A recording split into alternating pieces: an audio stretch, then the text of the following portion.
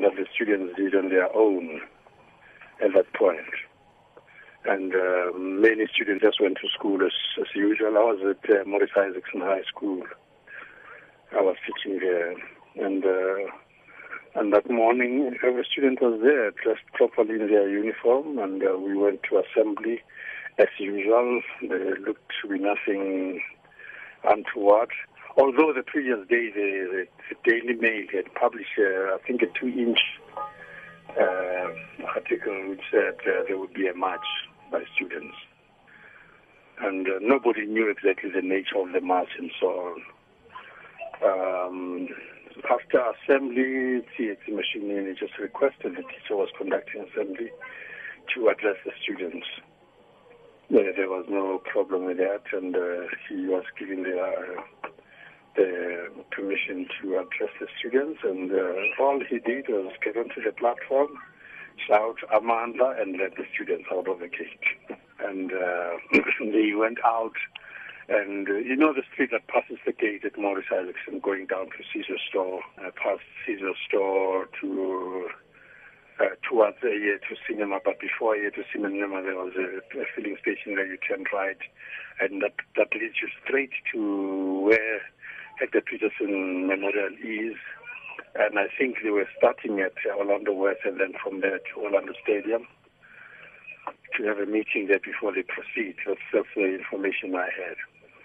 But as the volume of students, the number of students increased passing our gate, I got concerned for their safety, got into a car and drove between the columns of students all the way up to, I think, just the beginning of Dube after the bridge there. And I realized that really nothing was untoward, and the students were really just expressing their enthusiasm about challenging Afrikaans and so on. And they just banged on the door, on the roof of my car, enthusiastically shouting, Amanda power, and so on. And I realized that there was, at that time, nothing really bad that was happening. So I turned around, drove back to Maurice Isaacson. As I entered the gate, over the radio, there was a message that somebody had been shot near Uncle Tom's, between Uncle Tom's and Orlando Junior Secondary School, thereabouts. And I turned around, and one colleague joined me. We wanted to go and see exactly what was happening there. But as we moved closer to Orlando West, it became impossible to drive through. That jolly mood that I had witnessed a few minutes earlier had changed into unbelievable anger because I think of the shooting, and there was students running about, throwing stones at anything that moved. And luckily, most of where I was, there was a high concentration of Maurice Isaacson High students and students from the neighboring high schools who knew my car, and I was safe to drive around. And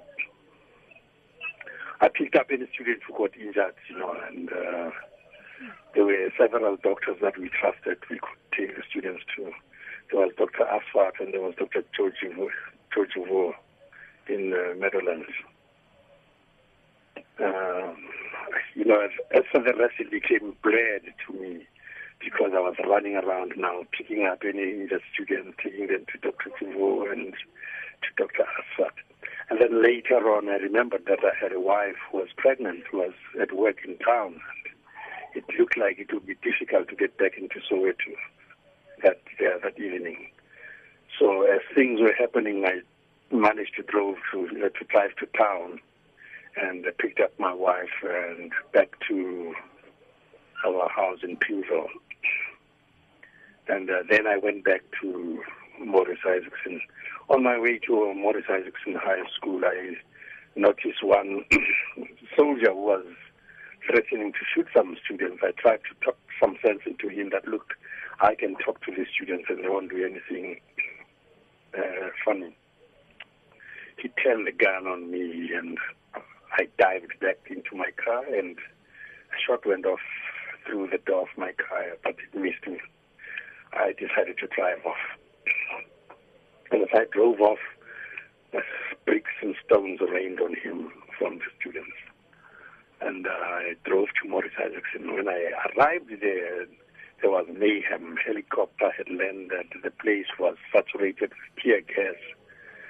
I found students trying to help the principal wash his face because of the tear gas. And when he had done so, it was a free-for-all. There was students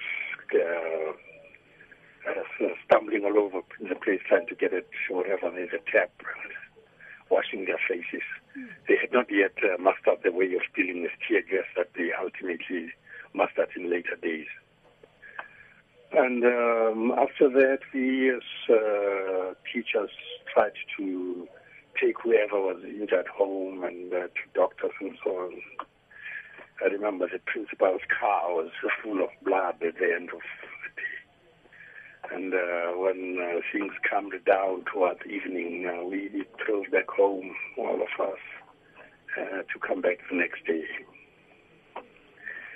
It was really mayhem, and if anybody says he can narrate everything logically for that day, he must have a very good memory. Yeah, with me, it's a kind of fleeting snapshots which are really